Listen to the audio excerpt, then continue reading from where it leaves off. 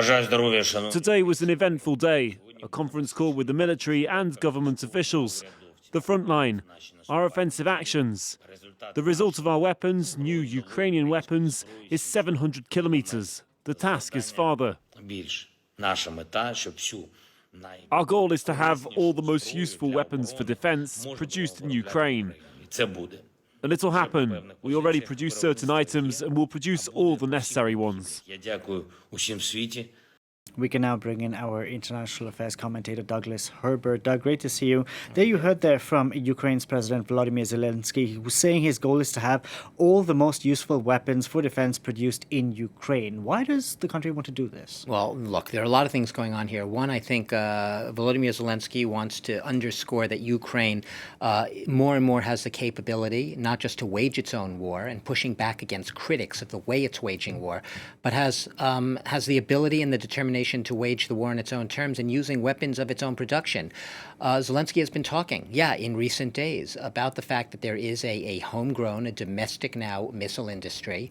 He had mentioned that a Ukrainian-made projectile had hit a target in Russia 700 kilometers away. He didn't, specify exactly where it was fired from, where exactly it was made, but this sense that it's not simply a blind reliance on Western providers and suppliers of weapons. The Ukrainians do have the wherewithal. They have gained a lot of expertise, specialization throughout this war, learning literally on the fly on the battlefield, and are now able to obviously not provide the types of very heavy weaponry that they have been pleading with the West to provide faster and more in greater quantities, but that they are not altogether helpless on their own. And we've heard Ukrainian officials in recent days, a senior military official saying that a Ukrainian missile had struck a Russian S-400 air defense system on Crimea, and said that Crimea, which, as you know, Russia annexed and occupied, illegally annexed in 2014, Ukraine is now very clear that it has the capacity, as it sees it, to strike anywhere in Crimea. So basically, a shot across the bow to Vladimir Putin himself that Ukraine is less and less just vulnerable and an open target for Russian attacks, not able to fire back on its own terms, but that does have a domestic industry of its own.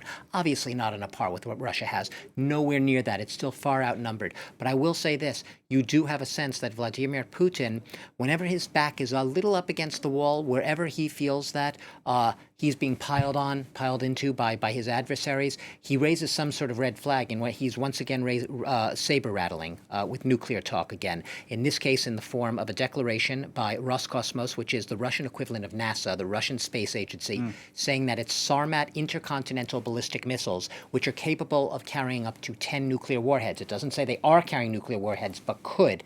He says they have basically now, they are ready to be put on combat duty. So another one of these things up against the wall, Putin saying, don't forget, we have those nuclear weapons, even if he never explicitly says we're going to be using them.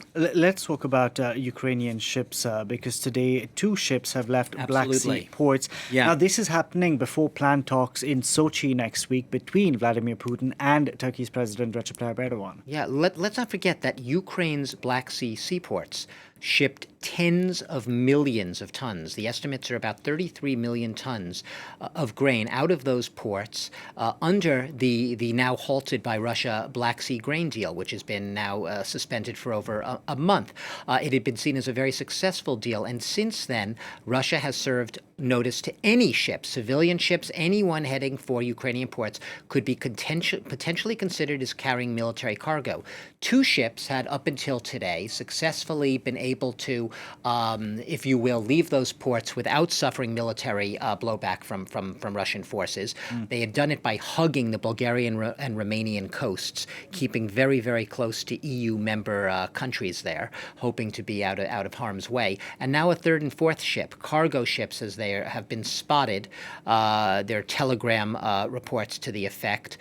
Basically, what were they carrying? Not grain, but metallic ore, iron ore, pig iron. Thousands of tons of pig iron. So these are cargo ships, which in this case reportedly have not been carrying grain, but Nevertheless, a clear message from Volodymyr Zelensky that in response to Russia pulling out of that Black Sea grains initiative, excluding Ukraine's ability to export grain from its ports, he is going to find alternative means to get that grain out. He is going to essentially try to challenge that Russian interdiction, and he did by setting up what he called a humanitarian corridor for those ships. Presumably these ships, we don't know for sure, were also going through that humanitarian corridor as envisioned, as set up by Volodymyr Zelensky.